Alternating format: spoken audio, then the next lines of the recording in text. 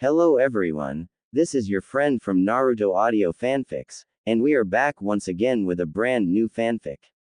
Which is, what if Mito Uzumaki met baby Naruto? Naruto, Mito Uzumaki, Kakashi Hatake, Part 1.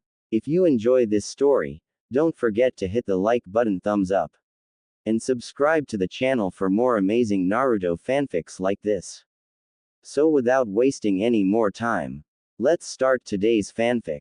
Mito woke up slowly, the sound of a forest filtering in through her ears, the dry taste of not having drunk water before she slept, the slight scent of decaying leaves topped with the scent of healthy ones, dappled patterns of light dancing across her closed eyes.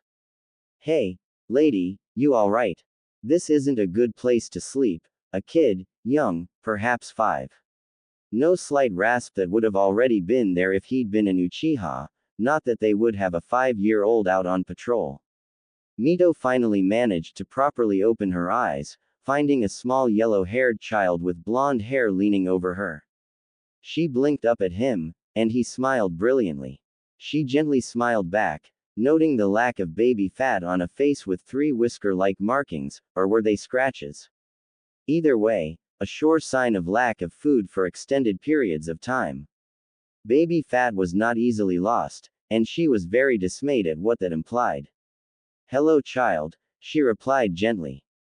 Yeah, hello and all, but this still isn't a good place to sleep. Something might eat you. Mito managed to sit up, sensing the barest traces of chakra in her system. She'd be wiped out for a while more, unable to perform any jutsu.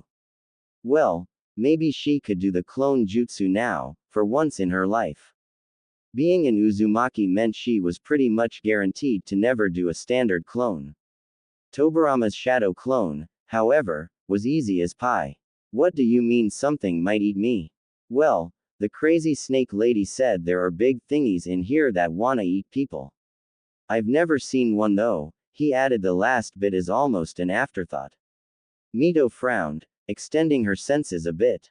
The guppy, something Uzushio's people tended to call their children, had a lot of chakra for someone his age. Heck, he had a lot of chakra for people twice, or maybe even 3 times his age. Guppy, what's your name? Naruto Uzumaki. The guppy chirped, grin dimming a little as if he expected a negative response.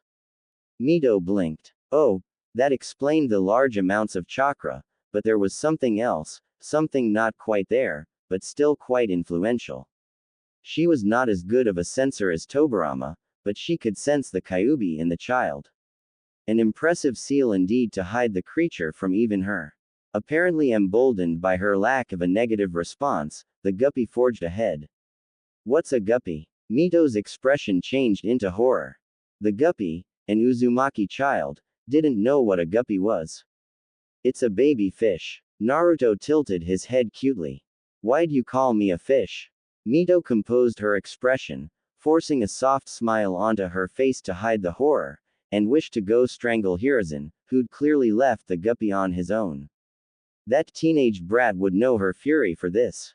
It's a fond nickname the Uzumaki use for their children. Naruto wrinkled his nose, confusion was written across his face. There are more Uzumaki. Mito was taken aback. Guppy, where are we? In Konoha, came the bright reply. Mito spread her senses just a bit, finding that it was her husband's chakra in the trees, marking this spot as one of the many parks he'd set up. Why would it be dangerous? Her husband wasn't exactly fond of putting people in danger. Who's the Hokage? Gigi. Mito frowned. What's their name? Naruto shrugged. I dunno, I forgot. I've always called him Gigi. Mito frowned deeper. Would his name be Sarutobi Hiruzen? Naruto squinted and tilted his head. I think, maybe. Mito narrowed her eyes. Come guppy, I believe I need to have a chat with your Hokage. A very long chat. What's your name? Naruto asked, blinking up at her innocently. Mito Uzumaki, she told him kindly, smiling at him. She stood up, brushing her robes off. Idly she noticed her hair had come undone and was now cascading down her back in a stunning shower of bright red. Naruto smiled back, bright as the sun itself. Are you related to me? Possibly, I will have to check with Hiruzen to make sure, Mito allowed. If you must, you may call me Nei-chan. Naruto beamed, offering her 2 of her 3 clips, 1 of her hairpins, along with the mostly ornamental golden crest that actually hid her fuinjutsu supplies. She clipped her bangs back with the clips, tied the crest around her waist, and stuck the hairpin in a hidden pocket in her right sleeve. Come Guppy, Mito commanded. Do you know the way out? Naruto nodded happily. This way. He led her out, ducking between trees, jumping over the occasional log, and generally being a child. Mito followed and watched him fondly. Her children were no longer this small, hadn't been for a while, they'd been self-sufficient for what felt like ages, doing missions, and generally earning their own keep. They got out of the park soon enough, and Mito narrowed her eyes at the rock face that had been empty last time she saw it. There are 4 faces up there. Yeah, the 4th Hokage died fighting the fox. He's a hero. I wanna be just like him. Naruto beamed at the monument. I'm gonna be Hokage, believe it. Mito smiled kindly at him. I'm sure you will. He looked taken aback as if no one had told him he could be Hokage. Come along, Guppy, let us find your Gigi. Mito moved off with a slight rustle of her robes. Naruto quickly moved up beside her, holding tentatively onto her sleeve. She permitted it, knowing that the Guppy needed the extra reassurance. As they walked through the village, Mito got a lot of odd looks, and the Guppy got looks of hatred and disgust. A quarter of the way to the Hokage's tower, Mito bent down and scooped Naruto up in a single motion, bringing him up to rest on her hip, almost half hidden by her hair, which she hadn't bothered to try pulling up again. He didn't protest, just held onto the collar of her kimono. She would probably have to exchange it for something that leaned more towards mission wear, as that seemed to be what most people favored. She made her way into the Hokage's office, keeping her head high, and wrapping Naruto in a protective blanket of chakra that kept him from sensing the pointed blasts of killing intent and powerful chakra that led her into the tower. No one was with Hiruzen at the moment, except for what she assumed was Anbu, at least not what her rapidly improving senses told her. She opted to storm right into his office, hair lifting slightly around her head and waving in an imaginary wind. Which reminded her why she usually had her hair up. Women from the Hogo Uzu branch of the Uzumaki clan were notorious for their bloody red hair, powerful chakra, and how their hair seemed to act of its own accord when they were angry. Hiruzen looked up as the door crashed open, and Mito was happy to see the horrified look spread across his face before it was carefully hidden. The Anbu were clearly going to try and protect Hiruzen, but she quickly eliminated any thoughts of that with heavy oppressive chakra and killing intent together. Naruto she left wrapped in calm chakra, keeping him in his own little bubble, immune to anything happening outside. Hiruzen Sarutobi, you have a lot of talking to do, Mito said, dangerously low. She switched her attention to Naruto for a moment. Guppy, I'm going to have some very strong words with your Gigi. I can make it so you can't hear it, would you like me to do that? Hiruzen seemed to only now recognize that she had Naruto balanced on her hip. One of the Anbu, a Hataki, if her sensing of his chakra was right, defied all logic, and jumped down, making a move for Naruto before she stopped him with a very pointed glare that had him freezing in place again. Naruto shook his head, burying his face in the shoulder of her kimono. No, all here. Mito smiled softly at him. So much like her husband, and it was adorable. She turned back to Hiruzen, and the fierce kunoichi she had never stopped being was back to the surface. Sarutobi, you are in so much trouble. Why was an Uzumaki kid, and a Hogo Uzu one at that, if Tobirama's teachings about sensing bloodlines, clans, and relatives through chakra is correct? The Guppy should be in Uzushio. Why isn't he? Hiruzen gulped. Well, Mito-sama, you see, Uzu was destroyed at the beginning of the Second Shinobi World War. Mito raised an eyebrow. Did you not assist them? Hiruzen winced. It was clear he did not want to talk about it. We didn't get the news until it was all over. There was nothing we could do. Mito glared daggers at him. I am of half a mind to take Naru-chan here there myself, as most of the seals will most likely be active, and we would be safe there.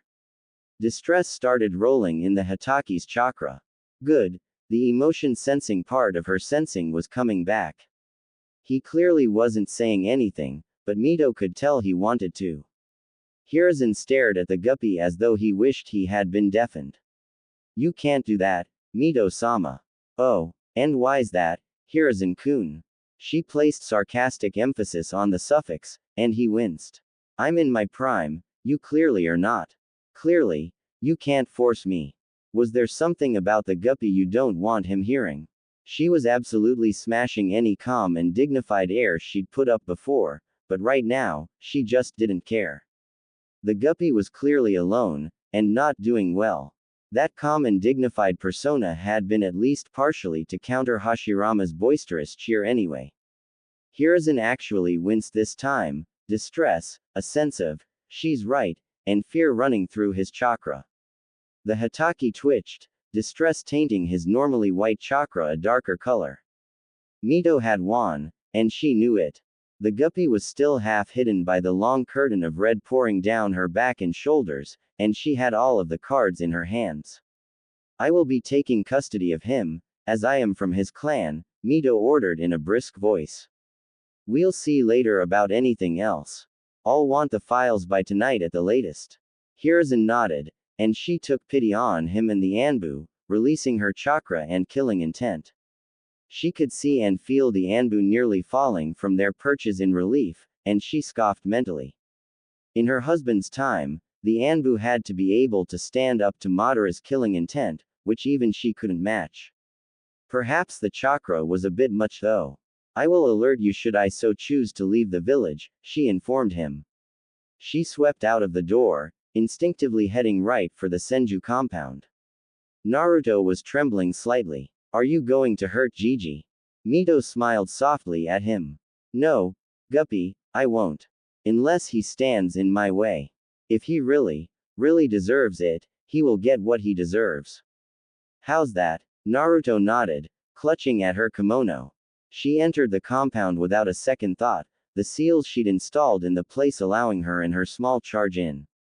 To anyone else, they'd just disappeared. She set Naruto down, feeling her chakra reserves. Just enough to make a shadow clone. Good. Alright Guppy, why don't you wander around and explore for a bit? I'll get the main house set up if it isn't already. You live here? Naruto asked, looking around in amazement. Mito smiled, looking at the empty compound. That I do. Now you do too. We can go get your stuff in a bit. After you've had a bath. I don't need a bath. Naruto protested. Mito gave him a very unimpressed look. Guppy, we both need a bath. You will be going first as soon as you're done the exploring, and I'm done setting up the main house. Naruto sighed, but relented, running off to explore the compound. Mito sighed, and quickly made the shadow clone, handing over her scroll for money. She always carried a substantial amount with her, especially during seal testing, as she had learned her lesson when she tried a seal and was stuck in the middle of nowhere with nothing but the clothes she had come in. Now she always had camping supplies, a bit of food, and money. And weapons. Can't forget the weapons. The main house was indeed clean and ready for use. She put sheets on the master bed, and one of the children's rooms, taking care to make the beds neatly. She made sure everything still worked fine, which it did, and began putting away what little food she'd carried with her. There were already spices and other fairly basic food things in the kitchen, including cooking utensils and eating utensils too. Naruto came back before the clone, and she sent him off to bathe, with instructions to get clean, or she'd do it herself, and he wouldn't like that.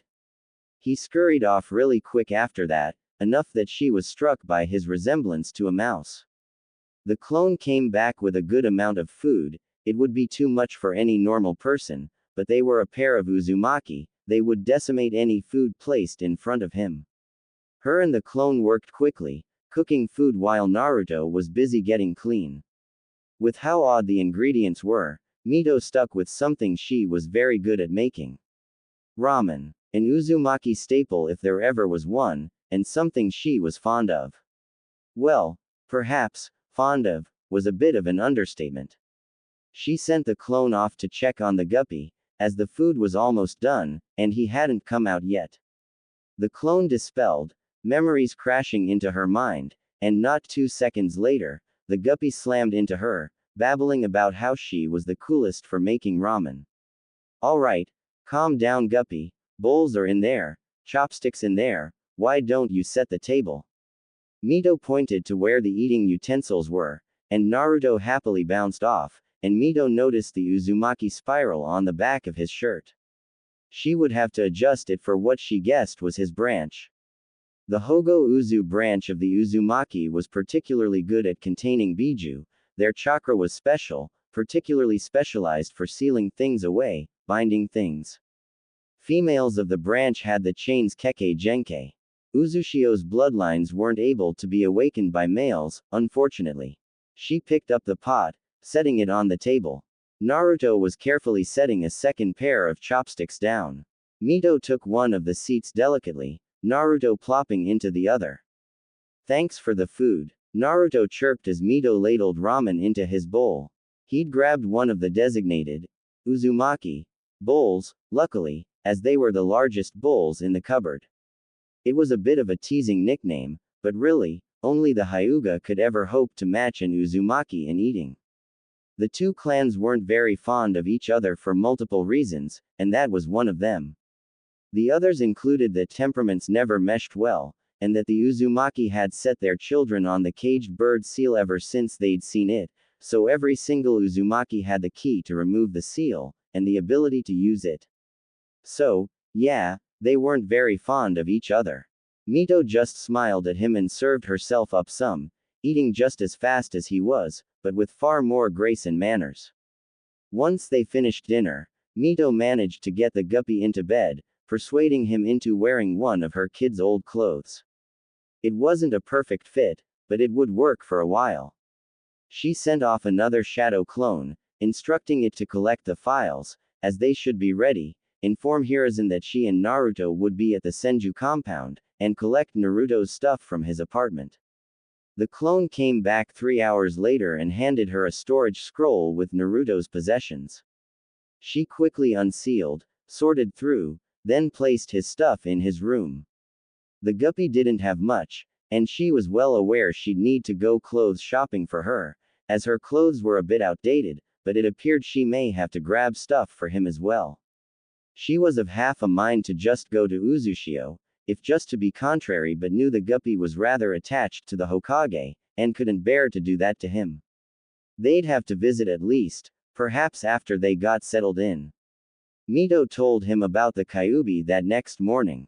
Naruto, guppy, we need to have a chat, is that alright? Mito asked. Naruto tilted his head. Sure. What about a giant fox? Mito said, sitting down, and gesturing for Naruto to sit down next to her. He did so, and she continued. Specifically, the Kyuubi no Kitsune. Naruto looked puzzled. It died, didn't it?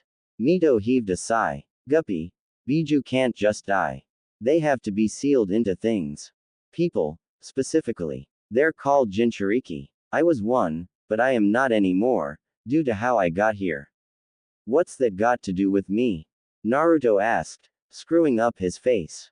Mito sighed softly. Pull up your shirt so we can see your stomach. Do you know how to use chakra?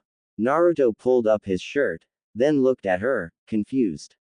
Chakra. It's what ninja use, Mito said patiently. To do all their fancy moves. Naruto thought about it for a bit longer, then nodded. I got it. So, how do you use it?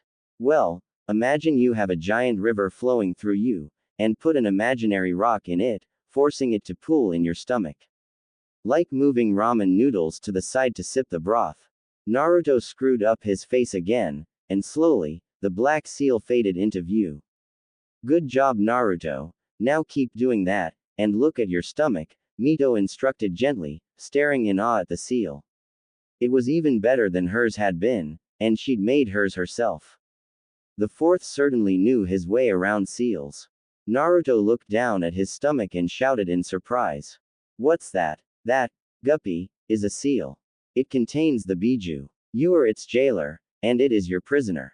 Naruto screwed up his face. Isn't that kinda mean, forcing them into prisons? Mito sighed, a slight smile on her face. Perhaps, but it keeps Konoha safe, and the rest of the world. While some Biju are content to hide away in unpopulated areas of the world, others, like the Kyuubi, are not. I was the first Jinchuriki of the Kyuubi no Kitsune, your mother was the second, and you are the third. You are keeping the village safe in a way the Hokage cannot. In some ways, you're even more important than the Hokage. The Hokage can be replaced, but finding a new Jinchuriki, especially for the Kyuubi, is no easy feat, especially with Uzushio destroyed and her people dead. What's Uzushio? Naruto asked, dropping his shirt and looking at her curiously. Where? Mito corrected gently. It was a hidden village, and it was made up of almost entirely the Uzumaki clan. Stars were in Naruto's eyes. I had that much family. Mito smiled. Yes, you could've, if they were alive today. Uzushio wasn't very big, but they were one of the more powerful villages. Uzumaki have a lot of chakra, more than most people. The Uzumaki clan, myself included, were seal masters. Ooh, what's that mean? Mito poked him in the belly, making him giggle. That, and stuff even more complex. Biju have so much chakra, they almost never run out. And we can contain them with just some ink and a brush. Naruto pulled up his shirt again, making the seal fade into view. Really, and really good ones, like me, can create seals with just a touch. You have to know the seal really well to do that though. You can touch something and do this? Naruto asked, amazed. Mito nodded, preparing one of her favorite seals, a seal that sets something on fire without actually burning it. It was great fun to apply the seal to herself, and go into battle wreathed in fire. Madara had certainly approved of it. She touched the table, and black lines spread out from her fingertips. She removed her hand, and the seal flashed bright blue before the entire table lit on fire. Naruto's mouth fell open, almost comically. The table's on fire. And it isn't burning, Mito agreed, pride lacing her voice. Don't touch it though, it will still burn you. It'll go out in another minute or two. Naruto remained staring at the table until the flames went out, the black seal that had been applied fading away. That's awesome, he declared. I wanna do that. Mito chuckled. In a day or two, I can start teaching you sealing. I will warn you in advance, you can't make seals like that at first. On the plus side, you can make explosive tags almost right away. Explosive tags? Naruto asked, almost reverently. Mito grinned. Oh, Guppy, you'll love this. Just give me a moment to change into something a bit more adapted for this kind of thing. She disappeared into her room, and was out again in just under a minute, dressed in her standard mission clothes. Her and Naruto found one of the Senju training grounds and Mito applied a small explosive tag to a post on one side of the training ground and drew Naruto back so they were almost halfway across the field. She held up her fingers in a one-handed ram seal, and the post exploded spectacularly. She loved the expression on Naruto's face, a mix of amazement, wonder, and curiosity, all wrapped up in a bubble with a generous dose of pyromaniac glee. Oh yes, Madara would have liked this one. Tobirama would have despaired at yet another pyro to pester him about putting fires out. Mito chuckled. Would you like to hear more about the clan? His attention immediately switched to her, and he nodded eagerly. Well, it would be a bit annoying if we just called everyone Uzumaki as there were getting close to 700 Uzumaki alone, so we had registered branches within the clan. Each branch had about 100 to 130 members. Like branches of a tree? Naruto asked. Mito nodded, smiling. Sure, like branches of a tree, or tentacles of a kraken. I'll explain what those are later. There was also a second clan within Uzushio, a small clan, not quite as many people, perhaps 30 or 40. Naruto nodded attentively. This second clan was the Azuki clan. They specialized in musical genjutsu. Musical genjutsu are illusions that have been cast by someone playing music. A single Azuki could only play one instrument at a time, that's true, but with their control over their chakra, and their ability to pay attention to 1,000 different things at once, they could sound as though they had an invisible orchestra at their backs. Naruto's mouth fell open. How'd they do that? They took some of the sound from their own instrument and manipulated it with their chakra so it sounded like whatever they needed, so a Azuki playing a flute could make it sound like they had a tuba playing alongside them. What's a flute? And what's a tuba? Naruto asked, wrinkling his nose in confusion. A flute is pretty much a stick with holes, it is one of the highest of the instruments. A tuba is one of the lowest instruments, and is a big tube, but bent into a weird shape. Ooh, Naruto said, nodding as his confused expression cleared. She could always find one and show it to him later. We're both from the same branch of the Uzumaki clan, the Hogo Uzu branch, or protective whirlpool. That sounds cool, Naruto agreed. Mito nodded. The Hogo Uzu branch specializes in barrier seals and seals that, well, seal stuff away. Like the one you have on your tummy. She poked him once for emphasis, and he giggled. Our branch also has a bloodline. But boys can't inherit it, unfortunately. Naruto's mouth dropped open again. Really? Mito grinned. He didn't seem too down about not being able to awaken the Kekai Genkai, and that was good. Yep. Wanna see? The guppy nodded really fast, and she chuckled, a chakra chain coming from her back.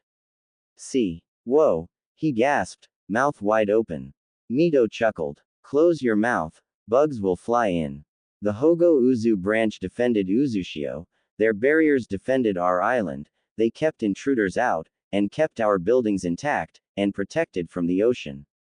His mouth shut with a click, but the stars in his eyes didn't fade. There's also the Kirushio, or disappearing tides, branch. They specialize in genjutsu and meshing that with seals. They wove illusions around them, they hid Uzushio, and our squads from view so we could attack unnoticed. They used a different kind of genjutsu from the Azuki clan, but the result was much the same. Naruto nodded, and Mito could almost see his mind working to file that away. They don't have a bloodline, but they're still really cool. The Iyashino Shio branch is our medical branch. They specialize in medical ninjutsu, and healing. They're really good at healing chakra-related things, especially with their bloodline. That means whenever someone bites them, their chakra goes into the person and heals them. They were our healers, using special seals that connected them to every shinobi in our forces, and they healed them all. Whoa, that sounds really cool. And then there's the Akai Arashi or Red Storm's branch. They were the ninjutsu masters. They bent wind and water to their will, and the earth quaked before them, Mito said, using her, admittedly a bit rusty, storytelling skills. They were on the front lines of our forces, using their wind and water ninjutsu to devastate the enemy, and using their seals to disrupt the very air around them so no one else could use jutsu against them. Naruto gasped. They sound so cool. And then, we had the Defenda no Shio, the Defender's Tides. They were taijutsu masters, using many styles to their advantage. Their stamina alone meant they could take on a full battalion and still be standing afterward. She may be exaggerating a bit, just for Naruto's sake, but it really was only a little bit. They switched styles often, confusing their enemy, and using seals that they themselves used for training to their advantage, applying them to enemies to make them feel as though gravity had increased tenfold, or like they were trying to walk through solid earth. Naruto gaped at her. That's so cool. Why isn't Uzushio still here today if they could do that? Mito sighed sadly. Uzushio was powerful, yes, but even the best nations can fall. An intruder, a traitor, someone let down the barriers, allowing Kumo, Iwa, and Kiri into our borders. It took 3 nations to take Uzushio down, and they paid dearly for it. Uzushio was destroyed, yes, but it took a good portion of the other nations' armies with it. No one's been back there yet. I wanna go back there someday, Naruto said softly. I wanna see where I came from. Mito smiled at him. Don't worry, Guppy, I'll take you there someday, perhaps in a couple of months. We'll wake Uzushio, and find what was left behind. So, Nei-chan, what's a kraken? Naruto asked, evidently remembering their earlier conversation. Mito grinned. I was waiting for you to ask that. Come, there's a lake just over here. I'll show you there. Naruto eagerly followed her to the lake, where she summoned Kaio, one of the smaller krakens.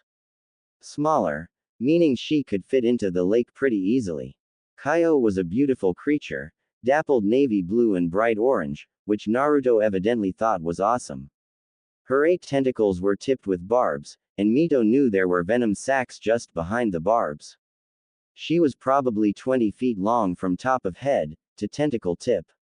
Whoa, you're so pretty, Naruto exclaimed. Like my favorite colors. Kaio gave the rumbly, chirpy, squeaky, and just generally odd sound that was the kraken's laughter.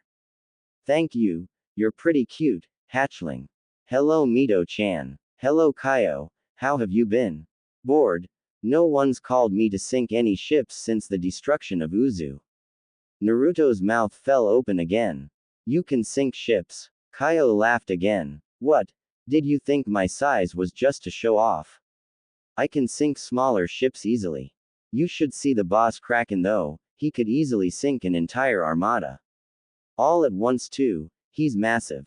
Kaio is one of the smaller Kraken, Mito explained. Whoa, was all that Naruto managed. Mito thought she'd sufficiently distracted him from the fact he had the Kyuubi in him. Also, this was adorable. She'd just have to find the contract, and then he could sign it. Could the other branches do this? Naruto asked suddenly, looking up from where Kaio was letting him poke at one of her tentacles. Well, they could summon, but they didn't summon krakens, Mito said, smiling. Hiroshio summoned sirens, special creatures that sang beautiful melodies that ensnared people in genjutsu, drawing them overboard where they would eat them. The Azuki clan shared these summons. Their songs enchant anyone who can hear, drawing them down to a watery death. Uzumaki have built up minor resistance to their genjutsu, but it's really only enough to not be enchanted when it's not aimed at us. Naruto wrinkled his nose. They eat humans. Kaio chuckled. Most of Uzushio's summons will eat humans. Krakens included. Naruto made a face. Are humans that yummy? Kaio laughed. I wouldn't know. Krakens don't have taste buds. We can't taste anything. Naruto looked scandalized. You can't taste anything. You poor creatures. Mito chuckled. Guppy, chickens don't have taste buds either. Quite a few animals don't have taste buds. I'll just have to ask someone else if humans are yummy, Naruto decided. Or you could ask Kaio to ask the sirens or the sea serpents if humans taste yummy, Mito pointed out reasonably. Naruto thought about that. I guess you're right. Kaio, could you please ask one of the other species if humans really taste that yummy? Kaio laughed slightly but nodded. Alright, hatchling, I'll ask them next time I see them. What about the other branches? Naruto asked, going back up the proverbial rabbit hole they'd fallen into. Well, the Akai Arashi branch summoned Kelpies and Pegasi. Pegasi are horses with wings, and Kelpies are white horses with manes of seaweed that live in lakes and eat people, Mito explained. What's it with your summons and eating people? Naruto wondered rhetorically. Mito shrugged. We just like man-eating summons. The snakes eat people too. Naruto puffed out his cheeks and screwed up his face. I don't think humans would taste very yummy. We're not going back down the same rabbit hole we just got out of, Kaio deadpanned. Mito chuckled. Right, the Iyashino Shio branch summons Mers. They're people that are part fish. They're really good at healing and water jutsu. Ooh, Naruto said obligingly. The Defenda no Shio branch summons sea serpents. They're giant snakes that live in the sea. With fins. They've got fins too. Naruto nodded. Do they eat people too? Mito snickered and nodded. Yes, they do. I think Mers are the only ones who don't. And if I remember correctly, they can, have, and will. The Pegasi are plant eaters though, they don't like meat. Cool. Naruto decided. Finally, they could go to Uzushio. It had been a couple of months of hassling and getting settled in, but they were finally on their way. Kakashi Hatake, the Hatake Anbu with the dog mask, was escorting them, even if Mito did not need escorting. Thank you very much. She allowed it because the cub had been Naruto's father's student. Close enough to family that she would allow it. Guppy, if you keep running around like that, you're going to tire yourself out faster, Mito said, watching Naruto run back and forth looking at everything. Ma, this is his first time outside of the village, let him run around a little bit, Hatake drawled. Mito sighed. I guess he isn't really that heavy either, so it won't be much of a hassle to carry him. Not that his weight is an issue anyway. She actually wasn't carrying anything visibly, as everything was in storage seals. She also had Naruto's stuff with her, but he was carrying a backpack anyway. He'd insisted on carrying his own Fuinjutsu supplies, so he was carrying them in his frog backpack that Mito figured came from Jiraiya, the toad sage. Clearly Krakens were cooler, but she supposed everyone had their opinions. Even if some people Madara had more vehement ways of expressing their favorite animal. We're almost halfway there, Mito said, checking the night sky as they set up camp. How can you tell? Kakashi asked, glancing up at the sky too. Mito pointed to a cluster of stars Kakashi somehow didn't recognize. Uzushio's alarm seals begin here, warping the night sky slightly. Some stars become dimmer the closer to Uzushio you get, some brighter. Like the Milky Way, see? It's brighter and has more color than you'll ever see in Konoha. Naruto paused in his wood stacking to gape at the sky. It is. The horsey stars are brighter too. And the belt stars over there are dimmer, and the big measuring cup stars aren't in the right position, and the small measuring cup stars were turned upside down. Kakashi blinked at the sky. What are you talking about, Naruto?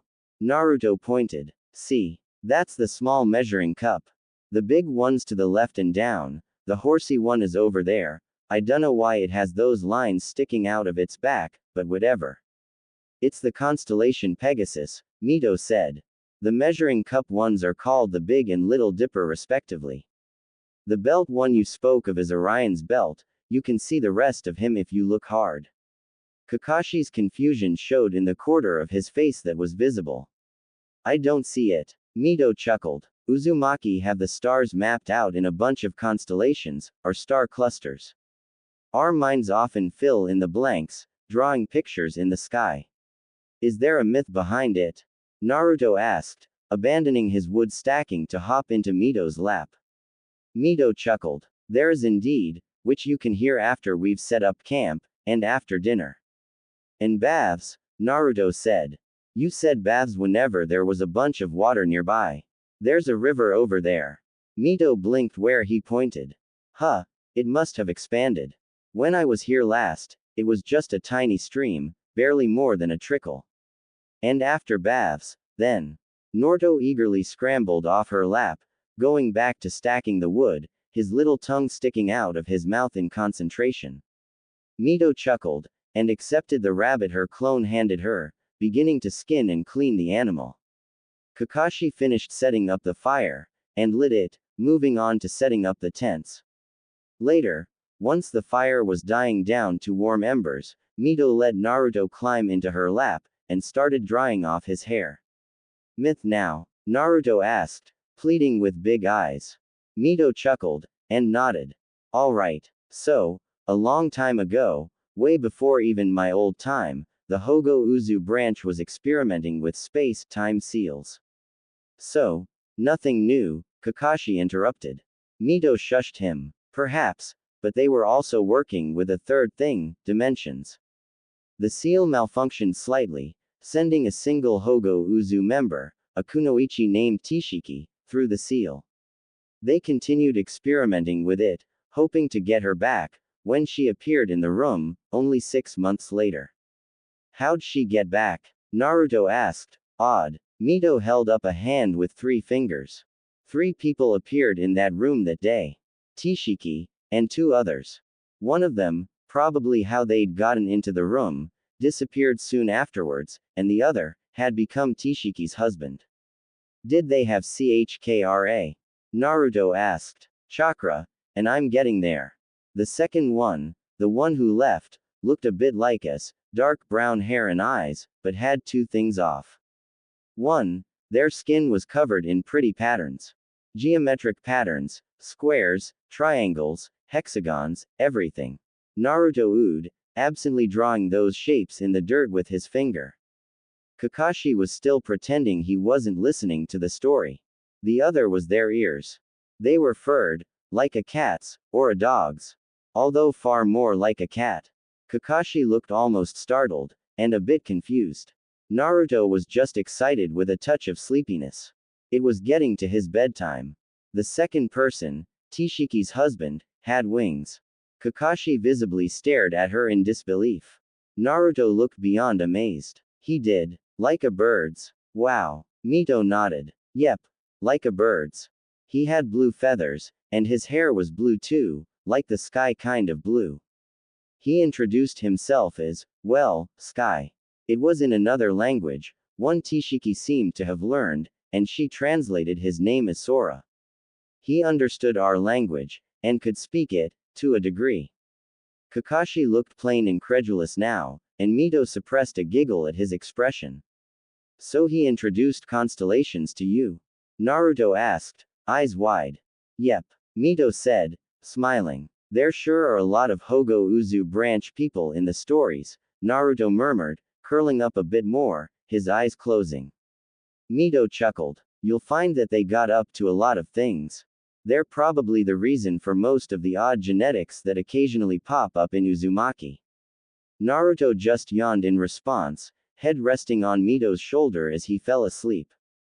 It took several weeks total to reach Uzushio, as they were traveling only a little faster than civilian pace. Isn't Uzushio supposed to be right here? Kakashi drawled, raising an eyebrow at the empty ocean. Mito frowned. Yes, I'll check for a submersion. That was a thing that occasionally was done to hide Uzushio in the case of an invasion. She reared back slightly, channeled chakra to her fist, and punched the water, shockwaves traveling out from where her fist met the water, water blowing away from where she'd punched, rising up into huge waves that traveled outwards. Whoa, Naruto muttered, gaping, even with his slightly green face. He hadn't been out on the open ocean before, neither had he waterwalked. Mito wasn't that surprised about the mild seasickness. Kakashi watched the water flood back in. Would it have been that deep? Yes. Unless. Mito frowned slightly, then her face cleared and she snapped her fingers. It's an old Uzushio legend that Uzushio itself was originally two pieces, a dragon, and an underwater island that rose to the surface only sometimes. The Uzumaki that founded Uzushio used his sealing prowess to chain the island and the dragon together, keeping the dragon immobile, and the island on the surface. So, without Uzumaki to keep the seals up, the dragon flew away and the island sunk into the ocean. Kakashi asked, raising an eyebrow. Mito nodded. She was beginning to think Kakashi was maybe a bit disbelieving of all the things Uzumaki got up to. They had a lot of myths for a reason. Almost all of which were true, no matter what Kakashi thought. Probably. Submersion went too far, I suppose. There's a chance that some Uzumaki survived and got to the water-breathing seals in time, so I'm going to summon Kororumaru and see what he thinks. She bit her thumb, placing her hand down on the newly stilled surface of the water and summoning the boss Kraken. Mito-chan, it's been a while. Mito inclined her head. Kororumaru, it has. A seal malfunctioned and I was pulled to the future. Do you know what has happened to Uzushio? Kororumaru glanced around. It appears it was set free. So the old legends are true? Naruto asked suddenly. Half of it flew away. Kororumaru chuckled. Yes, hatchling. Half of it flew away. The other half lies at the bottom of the ocean. Forever linked, but the chain is dormant for now. Mito surveyed the open ocean. Can we reunite its halves? Kororumaru shrugged. Or did the equivalent for krakens. You can try. You'll have to bring Shio up from its watery resting place by activating the chain. That will, in turn, bring the dragon back from its eternal flight. Mito's eyes glittered with the thought of a challenge. Alright, Kororumaru. Thank you. No problem, Mito-chan. Reunite Uzu and Shio for me. He disappeared in a large puff of smoke. So the two halves are named Whirlpool and Tide respectively, Kakashi mused. Together it makes whirling tides. How can we go get a big island that's all the way down there? Naruto asked suddenly. It's all the way down there. Mito chuckled. Come Guppy, time to learn a very important lesson, Fuinjutsu can do anything. They hurried back to land and set up camp. Mito sat Naruto down and started showing him how to design a seal. Specifically, a seal to let them breathe underwater for a while. It took a day or two, but they worked it out. Kakashi applied the seal to the inside of his mask, and Mito and Naruto applied theirs to their tongues. Well, Mito applied them to their tongues with a touch. Naruto couldn't apply seals at a touch yet. Maybe in a few years. They walked out to where Shio had been. Well, Mito and Kakashi walked. Naruto decided he wanted to swim. Breathing underwater was interesting, and Mito wasn't sure if she'd ever get used to the feeling of water in her lungs, but not drowning. The seal worked by changing the composition of the water just enough for them to breathe it in. Naruto took to it like an Uzumaki to sealing and was quickly swimming around them like he'd been born in the water. Kakashi was a bit more ungainly but soon worked it out. Mito had been swimming since she was a child, so she was fine. Kakashi was clearly disgruntled at being completely left in the dust by a 5-year-old but was unable to comment due to the fact that you can't really speak when you're breathing water. They swam down, and soon it was dark enough that Mito had to apply a light seal to her hand, and use it like a flashlight. Out of the darkness a figure came into view, watching them curiously. It came closer, and into the beam of Mito's light seal. It was a human, or looked like one, anyway, with long red hair in a braid and bright blue eyes. She began signing something, and Kakashi looked taken aback. Mito recognized the signs as Uzushio Shinobi sign language. Kakashi had apparently learned the signs in addition to Konoha SSL. You came from the surface. Why are you here? We are here to revive Uzushio. Mito replied. I am Senju Mito, but my maiden name is Uzumaki. You died a long time ago, the other Uzumaki signed, raising an eyebrow. Seal incident. I am here now, and wish to see Uzushio revived.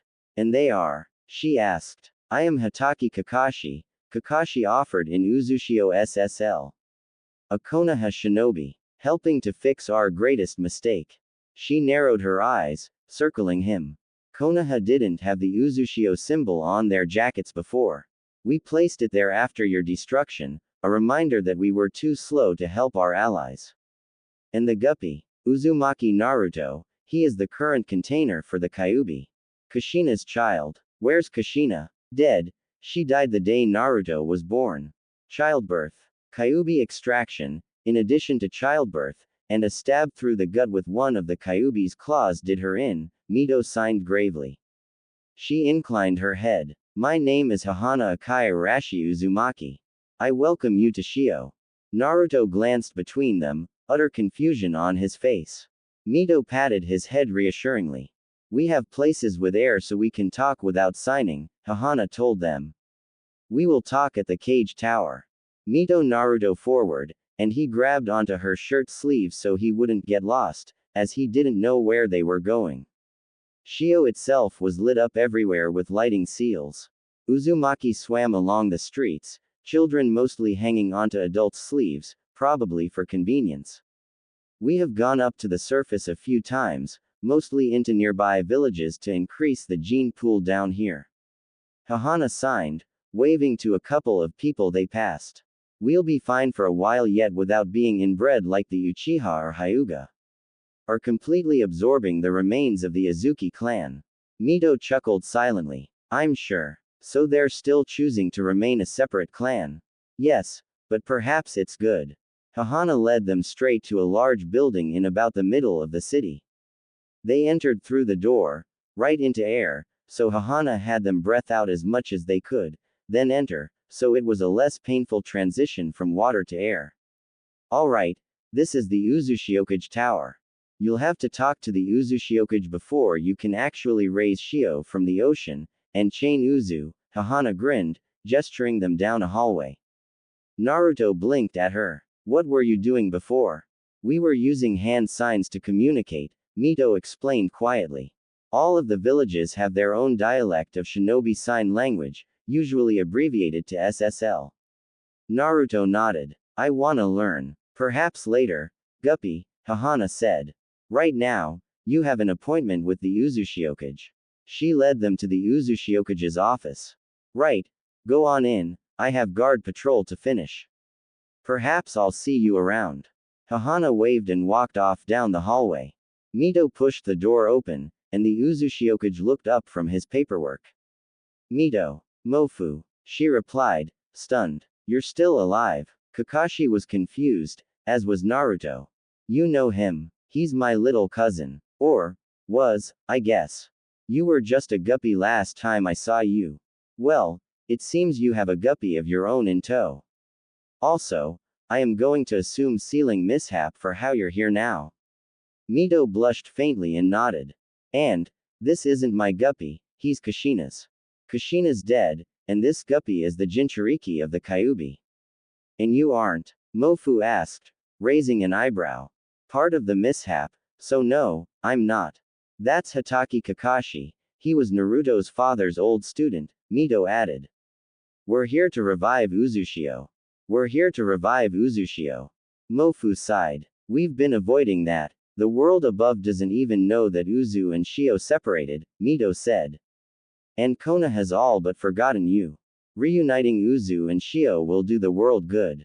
Mofu sighed again. You'll have to talk to Uzu.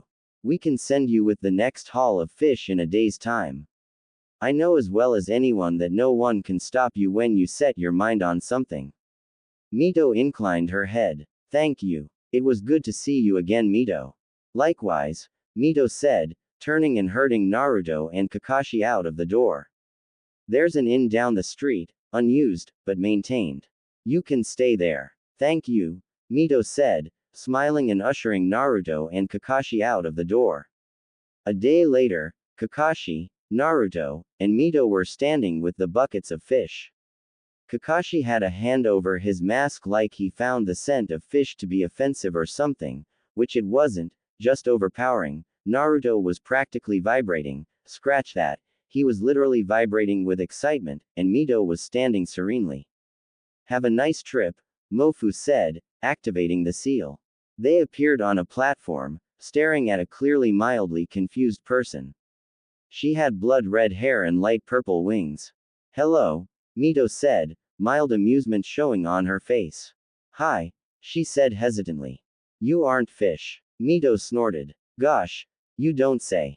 You have wings. Naruto shouted. Like in Nei-chan's story. Yes, I do. The girl stammered. Can you take us to the leader?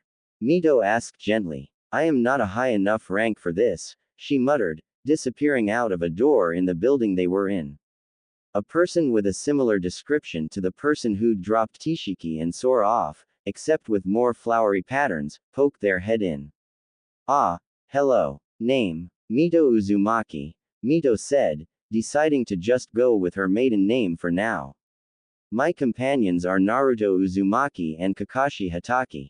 Ah, we'd better take you to see Samari, the Zoxine trailed off, frowning slightly. And that might be a problem. Dang it. Alright, just, come with me, and we'll figure something out. Mito took it in stride, and picked Naruto up, settling him on her hip, and following the Zoxine out. Kakashi followed hesitantly behind. Uzu was beautiful in its own way. As opposed to Shio, which was dark, save for the seals, Uzu was brightly lit by the sun overhead. Mito was in awe of the buildings, which appeared to float, almost hovering on the cliffs that had made up much of this side of the island. It was clear the houses were built into the sides of the cliffs, with seals reinforcing them. So, Samari's home and office is kinda at the top of that cliff there. And I'm assuming you don't want to wall walk all the way up there, hence the problem. Oh, my name's Phantomu, nice to meet you. Mito nodded to her. Likewise. Kakashi seemed a bit preoccupied with staring at the cliff and the houses built into it, along with the brightly colored winged people flying around, stopping on ledges, hovering in mid-air to exchange things. A class was over there, learning how to fly, and then there were the people who didn't have wings, but were flying anyway, interspersed among them. Alright, so give me a moment and I'll find an air elementalist. Or a teleporter. Rabenda, can you sort of keep an eye on them in the meantime? I'll do it, a male Fleetwing said, landing in front of them. Mito knew he wasn't fully Fleetwing. The very slight red markings on his cheeks meant he was probably a Fleetwing Zoxine hybrid. You lot down at the fish area are all way too timid for your own good anyway. Hi, my name's Sora. Like the man in the myth. Naruto explained, apparently recovering from seeing so many people with wings. And you're blue too. Mito chuckled, patting Naruto on the head. Careful, Guppy, it's kind of rude to say things like that. Sorry Nei-chan, Naruto apologized. Nah, it's fine. But yes, like the man in your Uzumaki myths, Sora said, smiling. Naruto started squirming, so Mito placed him on the ground. He ran over and started poking at Sora's wings. They're so soft. He exclaimed after a moment. Mito sighed. My apologies. It's fine, Sora said, shrugging. He twisted and moved Naruto in front of him, then carefully spread his wings. Mito was quietly impressed. Sora wasn't a particularly tall man, she herself was 5.5 feet, and she looked him in the eye, but his wingspan was massive. Perhaps 16 feet, give or take a foot or two. Whoa, Naruto said loudly, running back up to Sora's wings. They're so big. Sora chuckled. I do have rather large wings for my size, you are right. Shall we begin moving towards the cliff? We may be able to find a teleporter or air elementalist on the way. Mito inclined her head. Why not? We can get a better look at the city. Sora nodded, smiling. He folded his wings, and turned to walk away. Phantomus should be able to find us anyway, she's pretty good at that. Mito had to pull on Kakashi's arm to get him moving, but once moving, he followed without complaint. Naruto bounced around Sora. This is so cool. What's teleportation? What's an air elementalist? Mito chuckled, stopping the flow of words. Your father used teleportation. It means going from one place to another instantly. Ooh, Naruto said, nodding. I see. And an air elementalist. Sora took that one, as Mito wasn't quite sure herself. They control the air without using jutsu. Cool. Naruto decided loudly. Emma, I didn't know you were here, Sora said, waving to a slim girl with mahogany hair. She turned, and grinned, waving. Sora, hello. I'm here with my brother getting some spices and stuff for Onyx. Ah, hello, we haven't had new people in ages. Mito, Kakashi, Naruto, this is Emma, Sora introduced. Emma smiled, inclining her head respectfully. Nice to meet you. You as well, Mito replied calmly. What can you do? Naruto asked, bouncing up to her. She crouched down slightly, bringing her to eye level with Naruto. I can control fire, fly, teleport, read minds, and create stuff. That's quite the list, Kakashi noted, apparently recovered.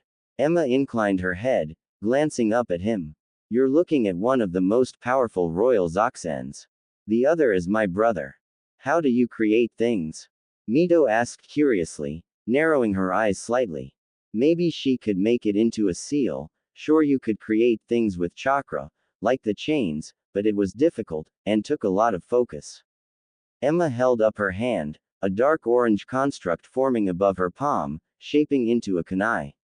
It fell down into her hand, and she handed it to Mito. I kinda condense mental energy, I guess. Most of my abilities are mental based. I suppose your equivalent would be I'm only using yin energy to make them. But that's very clearly physical, Kakashi said, taking the kunai and flipping it a few times. And balanced. Emma shrugged. Bloodline thing. Like my control of fire and other abilities. Mito took the kunai back from Kakashi, examining it. Can I keep this? Emma nodded. Let me see it for a moment though, or it'll disappear the first time I fall asleep. Mito handed it over, and Emma placed both hands on it, concentrating for a moment before handing it back to Mito. There you go, it's pretty much invincible, and doesn't dull, so maybe don't lose it. I haven't tried channeling chakra, but theoretically, it should do it fine. Mito inclined her head, tucking it into her kunai pouch. Noted. Right, so you need to go up to Samari, don't you? Emma said, glancing up at the house on top of the hill. I can get you there, I am a teleporter. Sora nodded. Alright, just alert Phantomu so she doesn't have to continue looking. Emma nodded, holding out an arm. Take hold, I can't just extend a teleporting field. I'm not that kind of teleporter. Kakashi tentatively placed a hand on her forearm, Naruto bounced over to hug her leg, and Mito took hold of her wrist. Emma patted Naruto on the head. I'm assuming you can get up there on your own, Sora.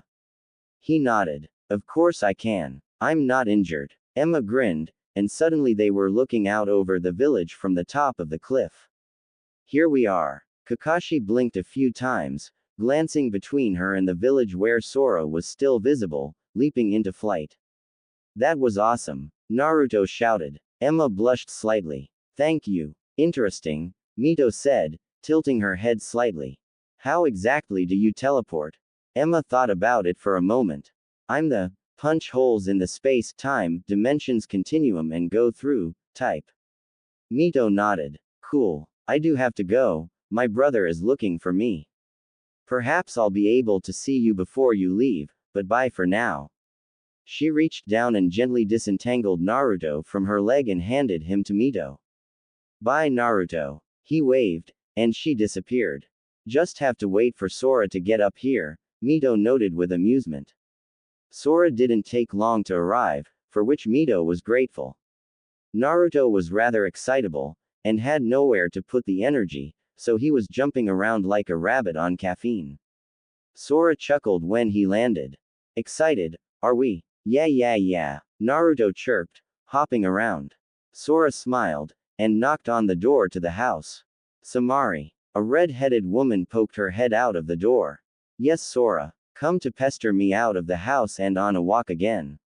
While that would be nice, Sora replied, trying to push the door open further, we have visitors. Samari opened the door a bit further, spotting Mito and the bouncing Naruto. She smiled. Ah, hello Mito, Mofu sent word you were coming. Where's the other person? Door opened a little bit further, Sora grunted, still trying to push open the door. Samari sighed and opened it a bit. Ah, there he is. Last time I saw you, you were barely shoulder high. May we come in? Mito asked, placing a hand on Naruto's head to still him. Sure, Samari said, opening the door further, and disappearing inside, the barest flash of blood-red feathers making Mito raise an eyebrow. Samari would have been too old to manifest traits, and Mito remembered Kushina mentioning her mother being a carrier, but not manifesting fleetwing traits. Sora entered first, Naruto bouncing in after him, and Kakashi following, slouching lazily. Mito entered last, closing the door behind her. So, when do you stop being old and wrinkly? Samari asked, sitting down at her desk, one leg propped up on a cushion. And dead. About 2 months ago, Mito replied, settling on one of the couches in the room, Naruto immediately hopping up onto her lap. Since then I have been settling in and getting Naruto up to a more appropriate level of skill and health for his age. And dealing with the Hokage, went unsaid. I see, Samari said.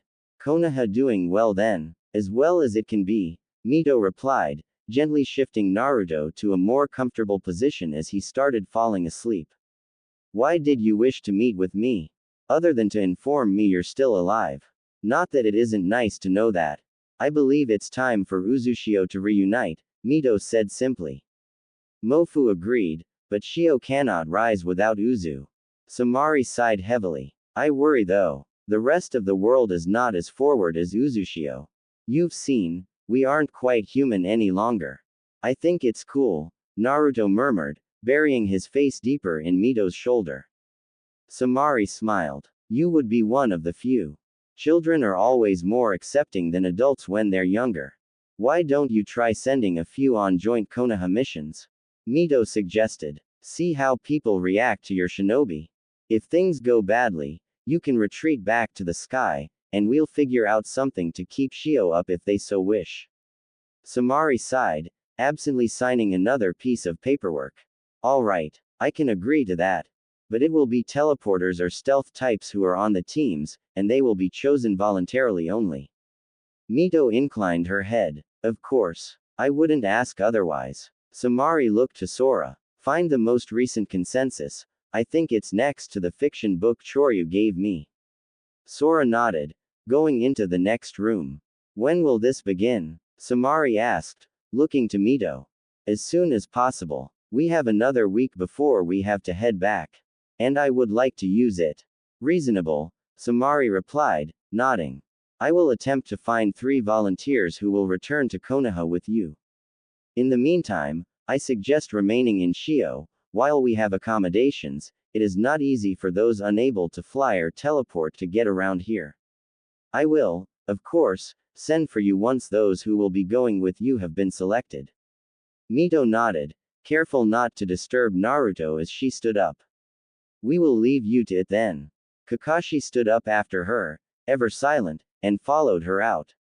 Emma was standing outside, conversing animatedly with a young man Mito could already tell was taller than both her and Kakashi. A fleetwing with black feathers was watching the two with amusement clear in her eyes. Emma glanced over a second later, expertly disengaging from the conversation and teleporting over to coo at the sleeping Naruto. Mito smiled. Hello Emma. Emma grinned, straightening best she could. Hello. She chirped quietly. That's my brother Colin, and our adopted sibling Onyx. Onyx strolled over, adjusting the backpack she had on. Emma practically dragged us up here a moment ago. I can see why. Pleased to meet you both, Mito said cordially. My name is Mito Uzumaki. This is my guppy Naruto. Kakashi was ordered to guard us. Something tells me you don't actually need his protection, Colin deadpanned, amusement clear on his face. Mito smirked. Shish. Don't tell him that, he'll get sad. Kakashi glared at both of them, and Emma snickered. If you're done teasing me, Kakashi said stiffly, the sun is high in the sky, and I believe it's about lunchtime. Of course, Mito agreed. Do you guys have somewhere to be, or would you join us for lunch? Onyx smiled. I would love to, but I do have to get home and cook our lunch. Emma placed her hand on Onyx's arm. I can come back though. Colin, you staying or not?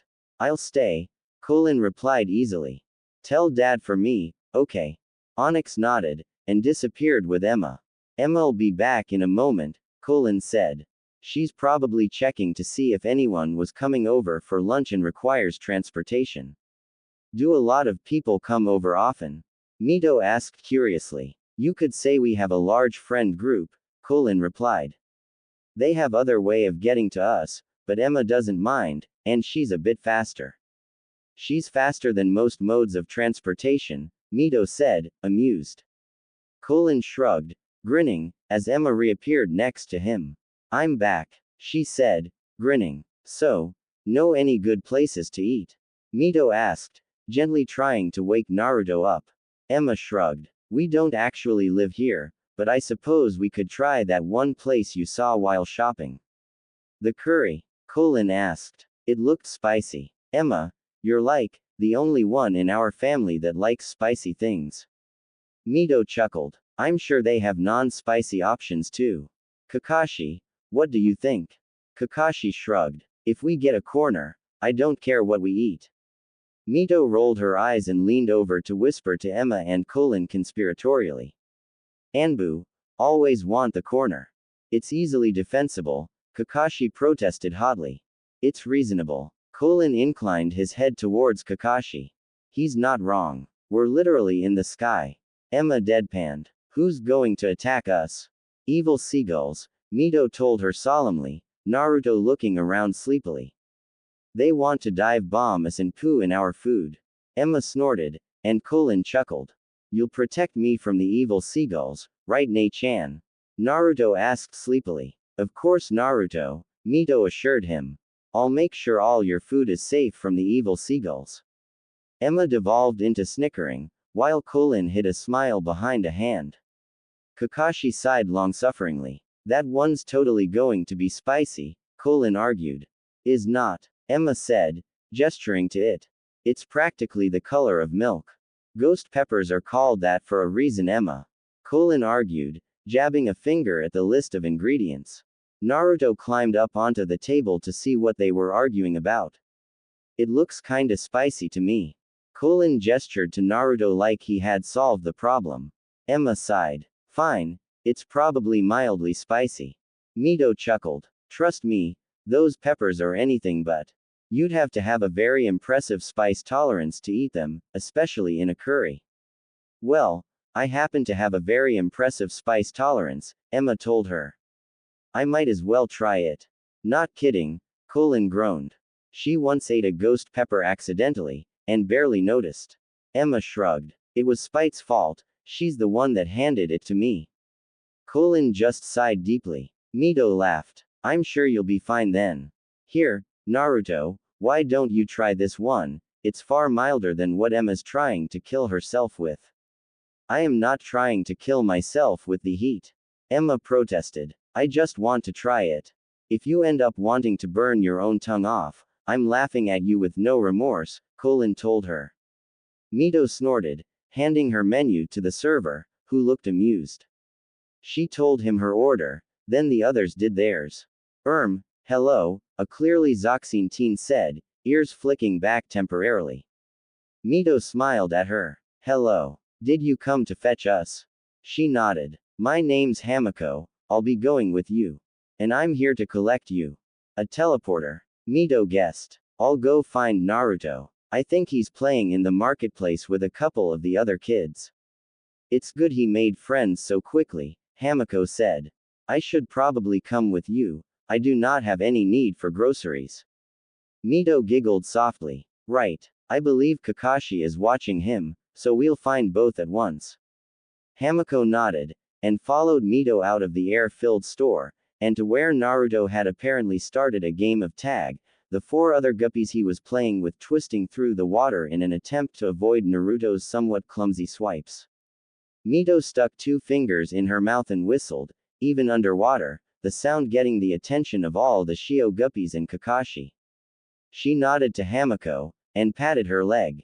Naruto got it, and swam over, waving to his friends, and using the tiny amount of sign language he knew to say goodbye. Kakashi came over as well, looking interested. This the one sent to collect us?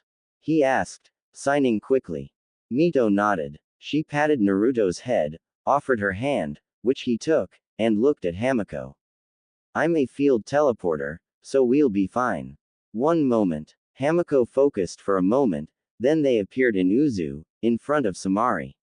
Mito coughed up some water, then nodded to Samari while her companions also hacked up water. Samari. Mito. Meet those that offered to go with you. She gestured to behind them, and Mito turned, meeting the eyes of the 4 people there, all with blood-red hair. One she knew, the other 3 she didn't. 2 female, 2 male. I'm Phantomu, but we met already, the one Mito knew said sheepishly. I'm a stealth type with invisibility, flight, and phasing. And I'm from the Hogo Uzu branch. Like me, Naruto chirped, grinning, then coughing a few more times. Mito patted his back to help get the water out. Phantomu nodded, smiling a bit. I'm Kawako, a stealth and melee type with light manipulation, phasing, and telekinetic creations. Naruto tugged on Mito's pant leg. What's phasing? And invisibility? And manipulation? Kawako smiled, crouching down. Light manipulation means I can bend light. From the sun, from seals, wherever.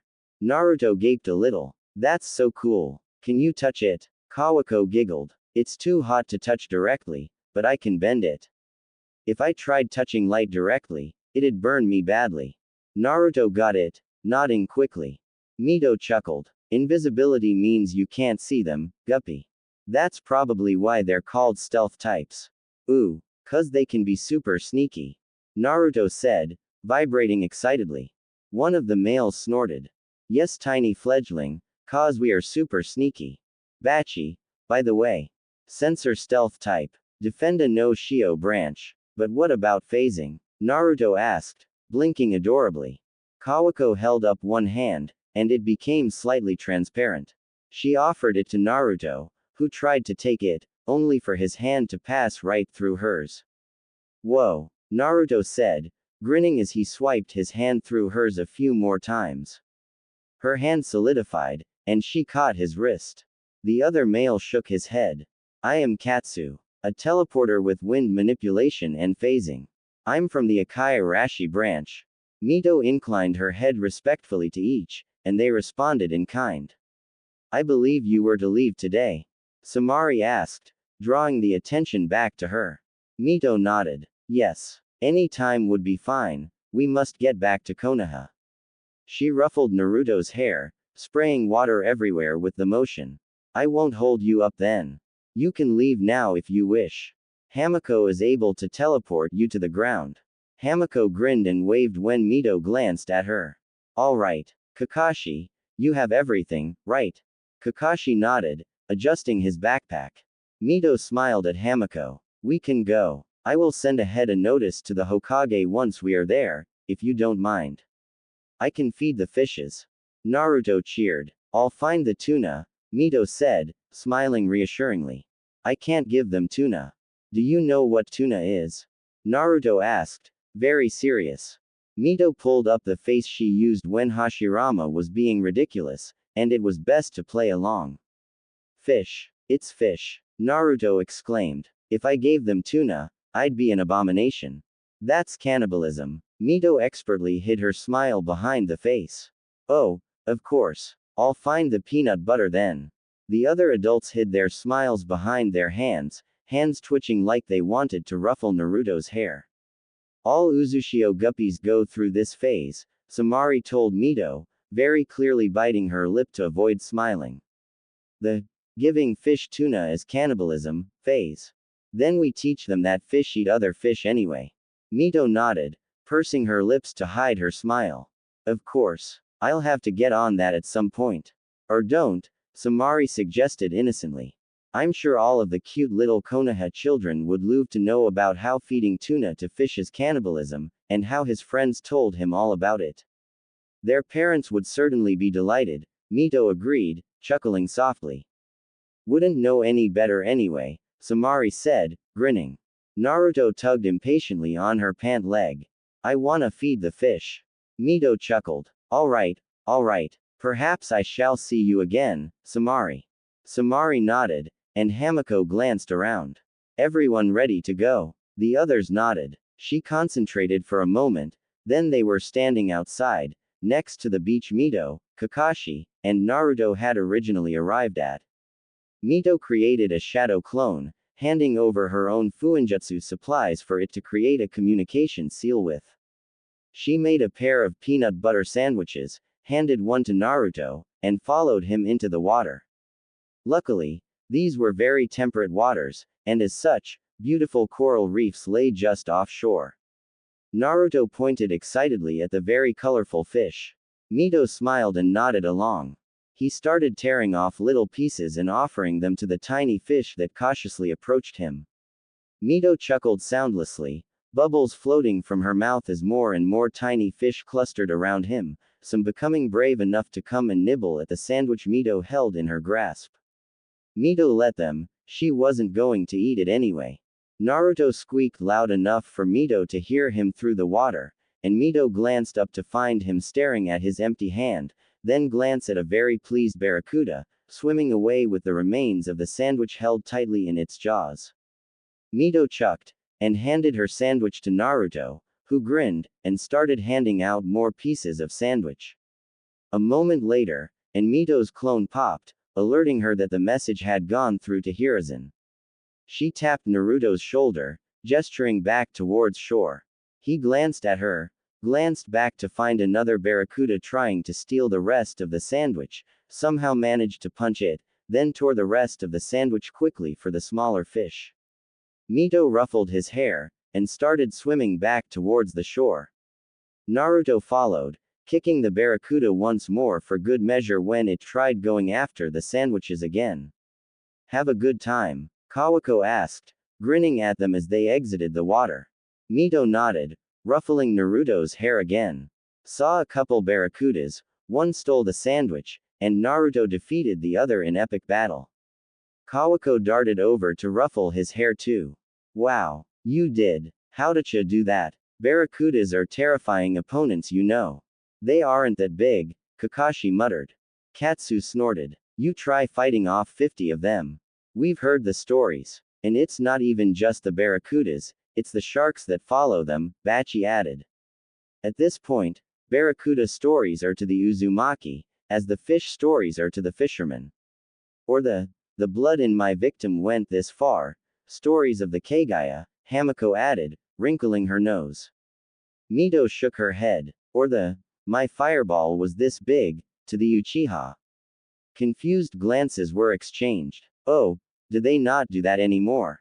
Mito asked confused. I figured they'd be somewhat immortalized after Madara proved he could, in fact, do a 200-foot fireball. That's a lot of feet, right? Naruto asked. Mito nodded. A lot of feet is a bit of an understatement, Guppy. And then, I somersaulted, and he flipped, and we crashed. Naruto finished, grinning widely. You crashed into each other? Kawako asked, clearly amused. Naruto nodded. We butted heads, and it hurt, but we were okay. You came home with quite the bruise though, Mito noted, tapping his forehead. Cleared up in a day or so though. Naruto rubbed his head sheepishly. Hee, yeah, Mito chuckled and rolled her eyes. Would those be Konoha's gates? Katsu asked, raising an eyebrow at the gates just barely coming into view. They look unguarded. They aren't, I assure you, Mito said, smiling. Bachi raised his eyebrow. Really? They feel unguarded. If they're unguarded, I will personally strangle the Anbu supposed to be there, Kakashi deadpanned. And they will be on bathroom duty for a month. Hamiko snorted, covering her mouth with one hand for a moment. Bachi's feathers ruffled in amusement, and Naruto giggled, delighted at the movement of the feathers. Mito ruffled his hair. State your intention, Azumo said, popping up from his station. Mito stepped forward. Mito Uzumaki, returning from my trip. Accompanied by Kakashi Hatake and Naruto Uzumaki. Azumo flipped through his book, finding them, and nodding. Who are your friends? They're here, and need to see the Hokage. It's urgent business. While Azumo was at least attempting to see professional and not at all staring at the four weird people waiting to enter Konoha, Kotetsu was doing no such thing, and blatantly staring at them. Mito snapped her fingers in front of his face, and he jumped. It's rude to stare, she chastised him. Kotetsu immediately ducked his head. Sorry. Hamiko snickered, tapping the jagged spikes of red marking her cheeks and arms. These are pretty stunning. Kawako rolled her eyes. He's probably staring at Bachi. Fleetwings are quite the sight in this place. The villagers in the last 4 villages wouldn't stop staring at him either. Or he just thinks you two are cute, Katsu said casually, clearly enjoying the bright red blush very nearly obscuring both of the girl's marks. Mito bit down a grin. Kawako quickly smacked Katsu on the head, turning away. It couldn't be that. Azumo rolled his eyes. May very well be that. He smacked Kotetsu on the head with the notepad, before handing it to Mito. Excuse the idiot germs on it. Mito inclined her head, taking the notepad. I'll do my best to ignore them. Naruto tugged on her pants. That's friendly teasing, right? Mito nodded at him, completely ignoring the friendly catfight going on behind them. Yes, it is. Good job. Just fill in the right areas, and you're good to go see the Hokage with your guests. Mito smiled politely. If you'll excuse me a moment. Naruto, hold this for a moment please. She handed him the notepad and the pencil she'd pulled out of a storage seal, and headed over to the mild catfight. Stop that, Kawako said, cuffing Katsu over the head again. I'm just saying, he replied, whacking her hand away. Mito cuffed both of them over the head. That's enough out of both of you. You are shinobi, and you will act like it. Yes, Kawako, Katetsu would most likely enjoy a date, but he is an idiot, so I wouldn't advise it. Katsu, stop riling her up, we are literally at the gates of Konoha. Did you want your first impression on Konoha to be that of an idiot they probably wouldn't trust to send on a mission? Kawako flushed red, glaring slightly at Katetsu. Katsu deflated. No, I'll shut up now. Mito nodded. Good. Now, I don't want to see any more arguments. They both nodded sheepishly, and Mito went back to Naruto, claiming the notepad, and beginning the process of getting what information Konoha needed on her companions. Place of origin, oh, this was going to shock them good. Uzushiogakure. She finished up and handed the notepad over.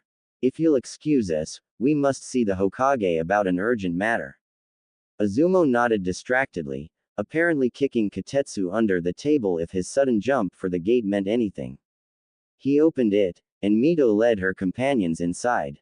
Hiruzen was exactly as shocked as anyone would expect him to be, given she highly doubted anyone bothered to tell him about some of the old Uzushio myths containing extra-dimensional people.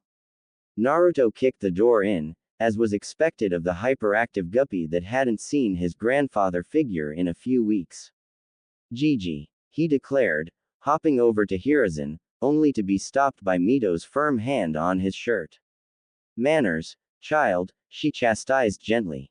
Naruto grinned sheepishly, and she released him. Naruto, when did you get back? Hiruzen asked, smiling at the guppy as he walked over, slower with Mito's gentle reminder. We just got back, Mito said, stepping aside to allow the others in. If you don't mind, Sarutobi, we have a few things to discuss.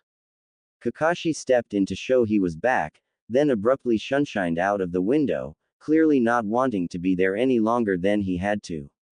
Bachi stepped in next, and while Hiruzen's attention was on him, the other three stepped in as well. Uzushio is alive and well.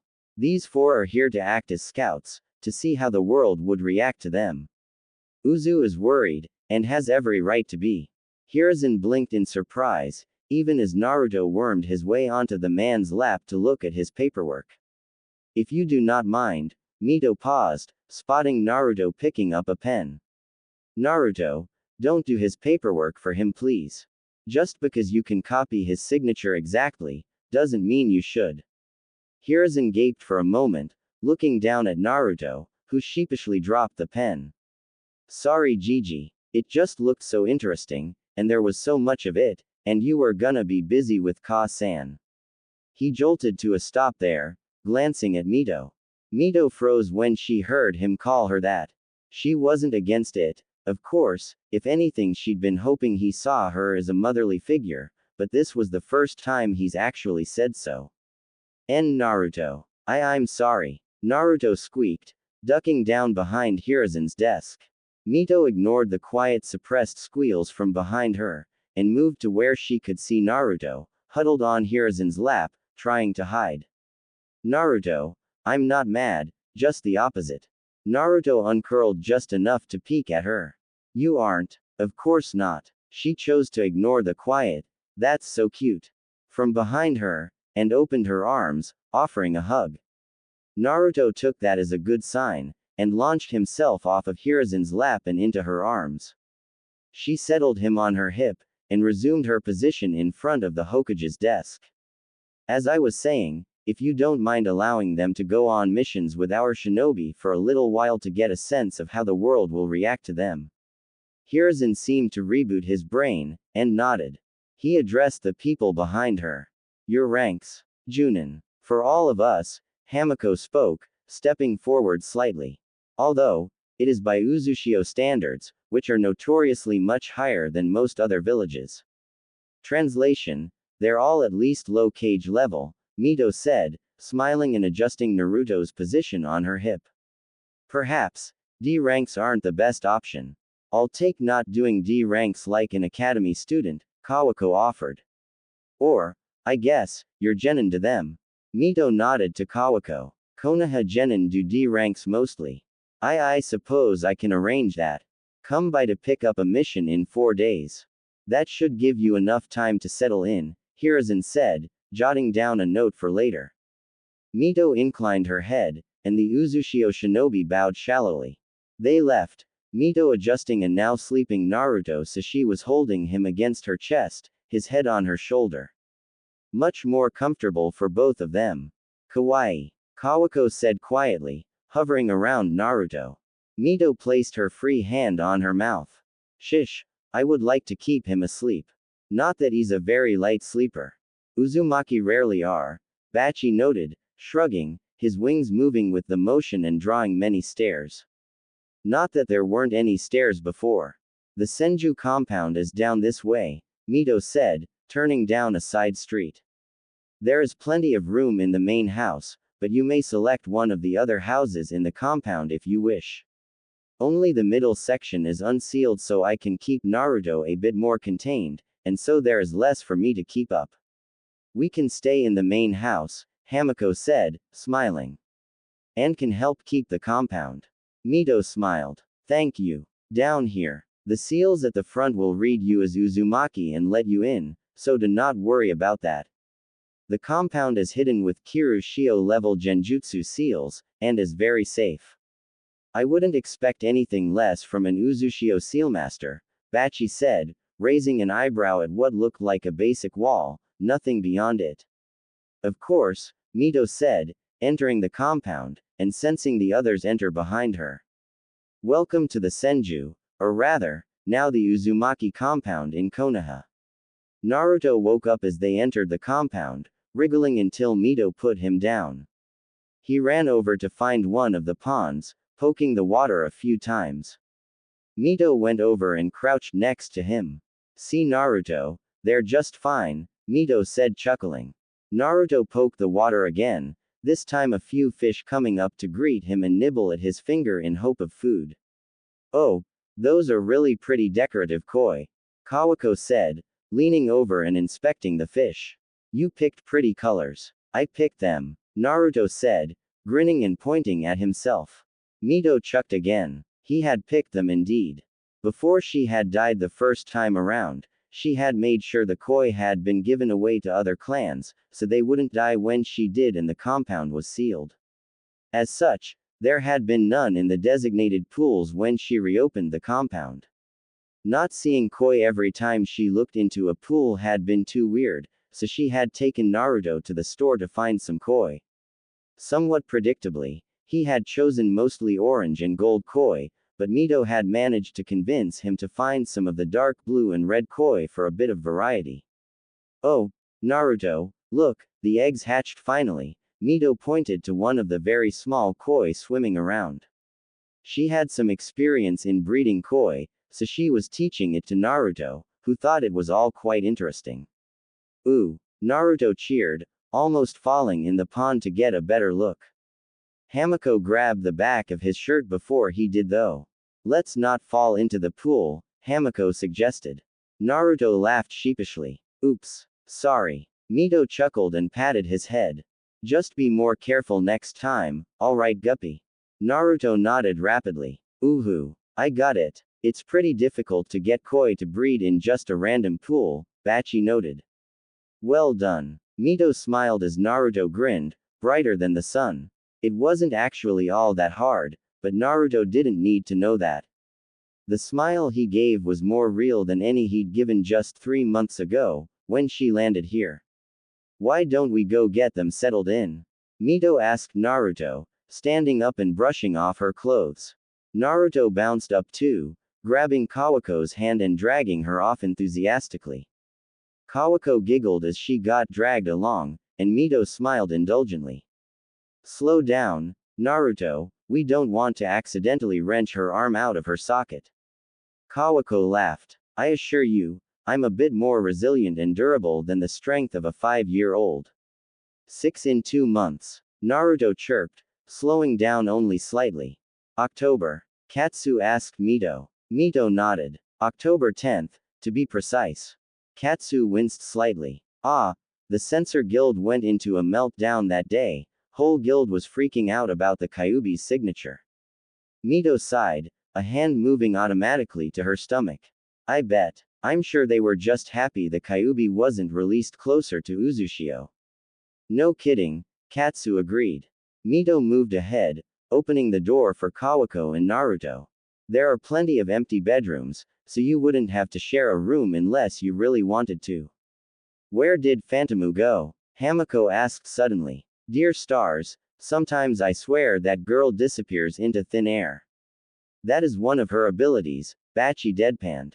I'm right here, Phantomu offered, flickering into view. Sorry. Kawako sighed, planting a hand on Phantomu's shoulder. This is why you work at the fish deck. Phantomu frowned half-heartedly at her. I happen to like the fish deck. 'Cause all of you are super socially awkward and avoid conversation at all costs, Katsu noted, poking his head into one of the doors. Whoa, this your room, Guppy? Naruto bounced over, grinning ear to ear. Yep, it's the coolest, right? Mito stifled a chuckle. It was something alright. He'd insisted on the walls being bright orange, then proceeded to decorate the room with splashes of navy blue. The walls bore striking resemblance to Kaio, as did the furniture, which she had also allowed him to paint.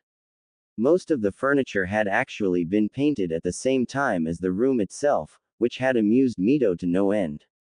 Even if the clean-up at the end of the day had involved 2 showers before he could even bathe, just to get the paint off.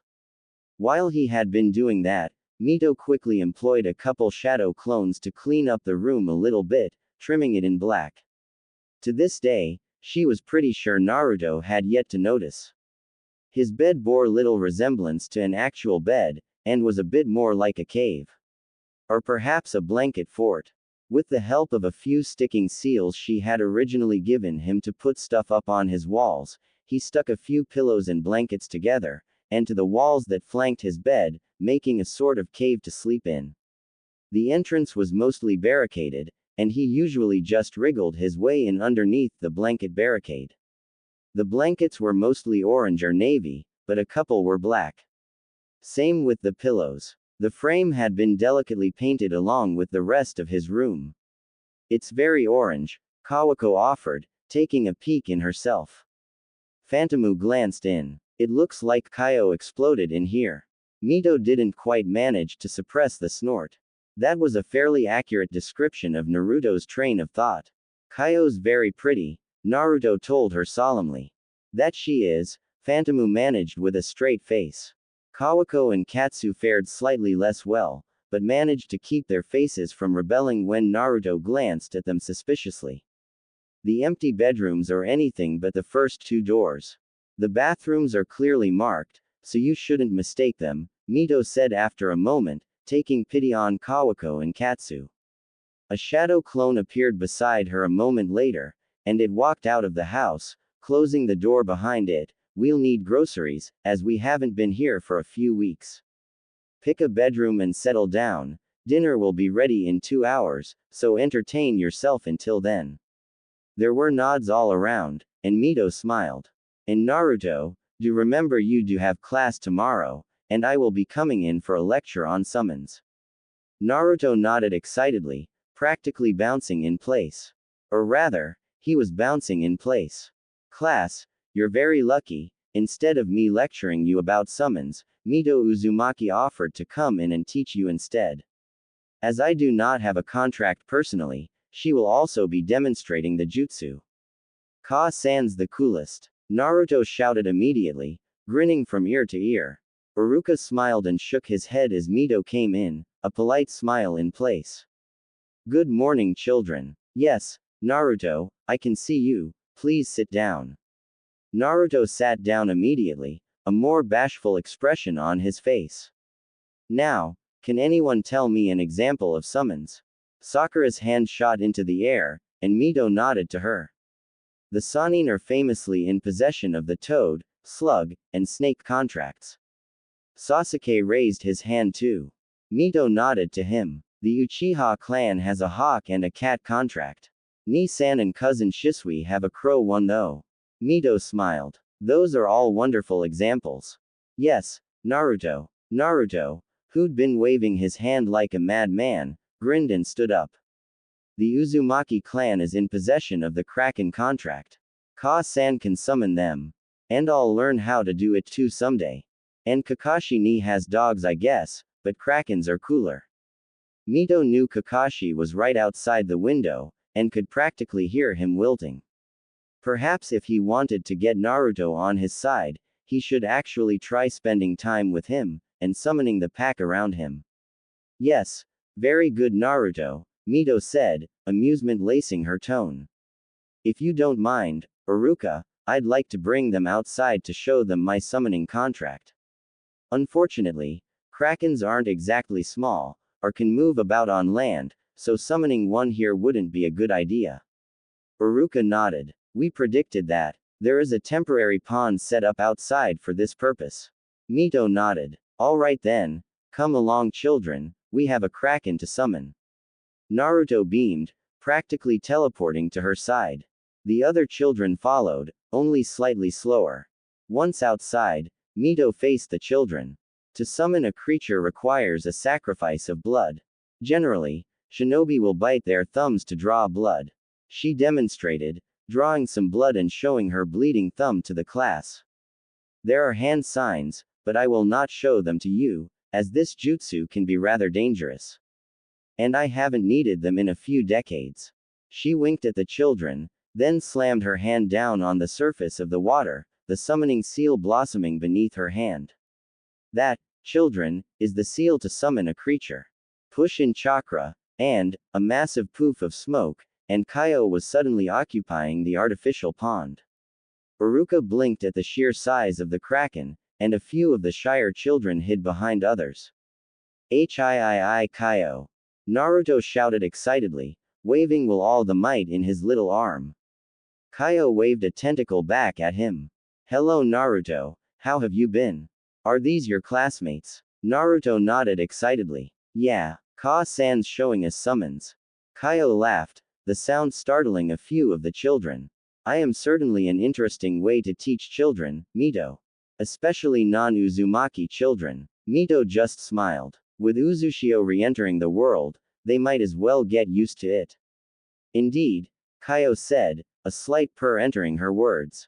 Mito-sama. Mito-sama. Kawako shouted, running in. You wouldn't believe what I found. Mito poked her head out of the kitchen. Yes, Kawako. Kawako snorted at the flour streaking both Mito's face and her hair. Ah, right, so I did find the food coloring, but look at what else I found. She proudly displayed a pair of clip-on fish earrings. It's Uzushio jewelry. What? Mito asked, coming fully out of the kitchen. Kawako snickered at her thoroughly caked in flour clothing. Yes, I know my clothes are covered in flour.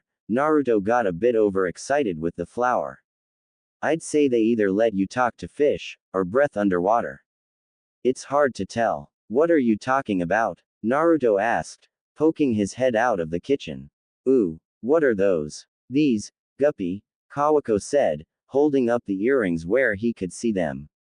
It's Uzushiogakure jewelry. We knew some most likely existed, since, well, they're very pretty and foreigners liked bringing home jewelry, but I found some. Naruto bounced up, jumping so he could see better. They're fish. That they are, Mito agreed, ruffling Naruto's hair and sending up a small cloud of flour. You need a bath later, kid. You both need a bath, Kawako pointed out, amused. I'll put these away and you guys can finish whatever you were doing in the kitchen. Making cookies. Naruto chirped excitedly, running back to the kitchen. I don't think he realizes tomorrow is his birthday, Mito spelled out the last word in case Naruto was listening in. A tactic she used successfully both with him, and her own kids. Kawako looked intrigued. Are we doing anything? Mito smiled mysteriously. I'll tell you later. Kawako nodded, continuing down the hall with the earrings. Ooh, looky here, Naruto shouted. Mito entered the kitchen again to find the soon-to-be 6-year-old, holding up a fox cookie cutter she vaguely remembered being in a present from Hashirama. We can find some space for it I'm sure, Mito assured him, taking the cookie cutter and scanning the rolled out dough for a space large enough for the fox cookie cutter. Oh dear, it looks like we have to wait for the batch in the oven to be done, we don't have any more room. Naruto pouted, but set the fox cutter on a pile of other cookie cutters. Remember Naruto, we still have a good 15 pans of cookies to do, Mito reminded him. That's a lot of room for all of the cookie cutters. Why don't you find one of the small ones you like, and we can slide it in right here. Naruto started poking through the pile of cookie cutters he'd dug out of the cupboards, looking for a smaller one. The timer beeped, and Mito quickly checked the cookies in the oven. They were ready to come out, so she pulled them out, setting them on top of the oven, and placing one of the cookie sheets of raw cookie dough in the oven.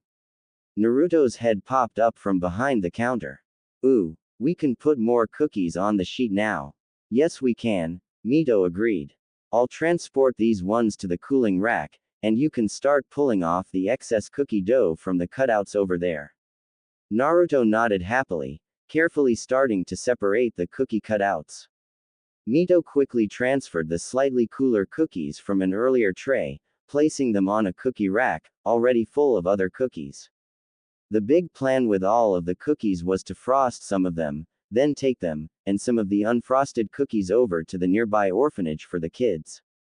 The kids could help decorate more cookies if they wanted, or just eat some of the already frosted ones. What Naruto didn't know was that Mito had convinced said orphanage to be the host for a collective birthday for the kids that had their birthdays in the months of August, September, October, and November. Including Naruto. She helped Naruto carefully bring over and arrange the cookies on the now open tray, getting as many cookies as possible on the tray. Fox cutter. Naruto cheered when they had transferred all of the cutout cookie dough bits. We have to roll it out first, Mito pointed out, picking up the rolling pin. Naruto nodded enthusiastically, pulling a handful of flour out of the bag and sprinkling it on the countertop before patting it down and incidentally spraying it everywhere. Well, Mito figured that really, they couldn't get much more flour on themselves anyway, and the kitchen was already covered, there was no need to stop him. She rolled up the remaining cookie dough from the last batch of cookies, kneaded some of the cold dough from the fridge into it, then plopped it down in the middle of the flour, incidentally sending up a cloud of flour. She waved it away from her face, then set to work rolling it out while Naruto lined up cookie cutters for her to cut cookies with. 2 hours and a break for dinner later, Mito placed the final cookie tray in the oven. All right, Naruto cheered, waving his arms in the air. Almost done. Mito chuckled. Indeed. Now, you need a bath before the flour on you develops sentience and takes over your body. Naruto screeched. Oh no, it's gonna eat me. Mito laughed. Not if we get it off fast enough. Go on, you take a shower or two to get the flour off, put your clothes in the hamper, then you can have a bath. Is that alright? Naruto nodded excitedly. She ruffled his hair, bringing up a cloud of flour. I'm going to get this cleaned up, then take a shower of my own. When you're done, you need to go to sleep. We have stuff to do tomorrow. Naruto grinned widely, and Mito handed him a bit of leftover raw dough. Run along now and hurry before the flour decides to eat your soul. Naruto screeched delightedly as she tickled him, then sent him down the hall. I'm not going in there until the flour's gone, Bachi noted, leaning on the door frame. Sorry, but you have no idea how hard it is to get flour out of feathers. Mito chuckled. Of course. I helped make this mess, I can clean it up.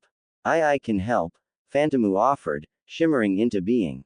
Mito smiled, moving to the sink to wash her hands. It would be appreciated. Phantomu nodded, disappearing presumably to find a broom. Mito began collecting the cookie cutters they had used, placing them in the sink alongside the rolling pin and cookie sheets. The timer beeped, so Mito took the cookies out of the oven, placing the tray itself on the cooling rack. They weren't in need of it anymore, so she didn't need to transfer the cookies. Luckily, the kitchen was fairly easily swept up and the flour gotten rid of. Do you want to decorate a few cookies while I shower and get this flour off of me? Mito asked, gesturing to the racks of cookies. Not too many, but I would like to have at least a few frosted for the adults. Phantomu started scanning the cooled cookies. Selecting a Kraken one, she glanced around the kitchen. Frosting. A seal on top of the mixer, Mito said, poking her head back in. Don't use all of it, save some for the kids tomorrow. Phantomu nodded, unsealing some of the frosting. Mito smiled, and quickly ducked into her room to undo her hair, which she had half pulled up for the cookie project, but was beginning to wish she had pulled up fully. She brushed out what flour she could, then quickly showered, and got dressed in other clothes. She made a note to do the laundry tomorrow, after the party. Naruto was sure to come home covered in frosting, and the flour-covered clothes needed to be washed. When she re-entered the kitchen, all 5 of the Uzumaki she was housing had gathered around the table to frost cookies. Look, look, Kawako said, grinning and holding up a snowman cookie with wings from what looked like a phoenix-shaped cookie frosting glued to its back. It's a Fleetwing cookie. You're eating that one, Mito noted. I'm not putting that in the bag for the children. Kawako grinned wider, and nodded happily, setting it aside. Mito pulled up a chair, settling down and claiming a Kraken cookie. Remember, we have to leave the majority for the kids tomorrow. Of course, Hamako agreed calmly, holding up a multicolored fish cookie. Don't feed tuna to fish. Or fish cookies to fish, Kawako agreed, laughing. Naruto came down in the morning to find Mito loading cookies into bags, then into a seal. You decorated without me. He sounded so offended and heartbroken that Mito had to turn around to see a matching face. But you get to decorate cookies with the other children, Mito said reasonably. Our guests from Uzu don't get to do that, and we needed some cookies for the adults to eat while you children decorated yours. Naruto thought about that for a while, then nodded. Okay. That sounds alright. Mito smiled, ruffling his hair. Go bring your hamper to the laundry room, and get dressed, by then we'll probably be ready to go, alright. Naruto grinned and nodded, darting away towards his room. Mito quickly loaded the remainder of the cookies into the seal, tucking the paper into one of her many pockets. One advantage of the modern clothing, it involved a multitude of actual pockets. Previously she just placed seals on the inside of her sleeves to use as pockets, but she liked this better. Closer to Uzushio clothing, which was always full of hidden and not so hidden pockets. Uzushio loved their pockets. Naruto came down a moment later, dressed up in a tie-dye of colors, which Mito supposed would ultimately assist in not seeing any stains Naruto might end up with by the end of this cookie decorating adventure. They made it to the orphanage in record time, right on time for the celebration. Happy birthday! The caretakers and kids shouted cheerfully as Naruto and Mito entered. Naruto immediately teared up, and Mito crouched down to hug him. He clung to her, sniffling up a storm, but Mito could feel the overjoyed grin pressing into her shoulder. Many kids crowded around, adding their small bodies to the hug, which only made Naruto tear up further, and grin even wider.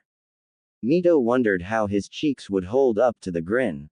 After the sniffles had died down, Mito shed the light coat which was mostly soaked with Naruto's tears, exactly the reason she'd worn it, so she didn't have a wet shirt the entire time. She drew a seal out of her pocket, waving it in the air. Who wants to decorate cookies? Tiny hands shot into the air all around her, and she chuckled. Alright then, no pushing or shoving, be nice to each other, and I have plenty of cookies for all of you, alright.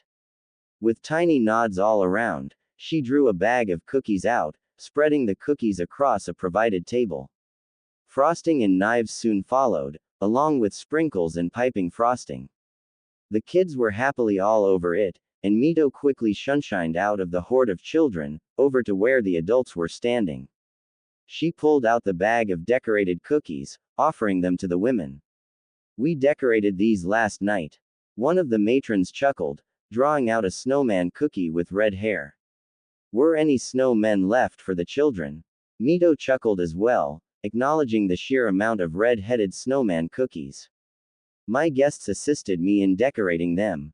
They got a bit overzealous. This is a cute octopus, one of the younger matrons said, holding up the cookie decorated like Kaio. That is a kraken, actually, Mito corrected. There are a fair few in here. It was certainly interesting to decorate them to resemble my summons. It appears we forgot to introduce ourselves, the eldest matron said apologetically. My name is Nikako. Kakuno, another said, biting into a candy cane cookie. You made good cookies.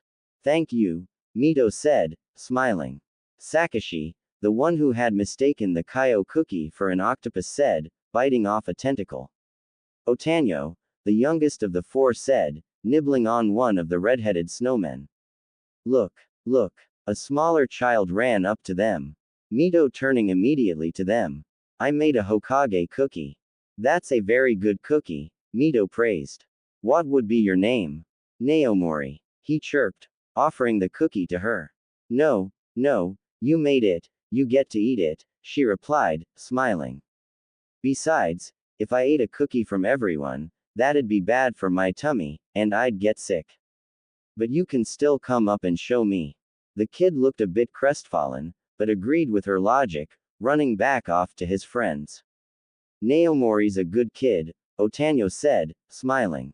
He loves to help. They all seem like such sweet kids, Mito agreed.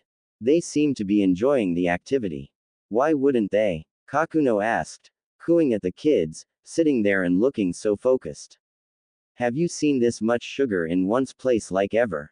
Mito chuckled. You have a point. I certainly hadn't seen this much sugar before I was preparing it.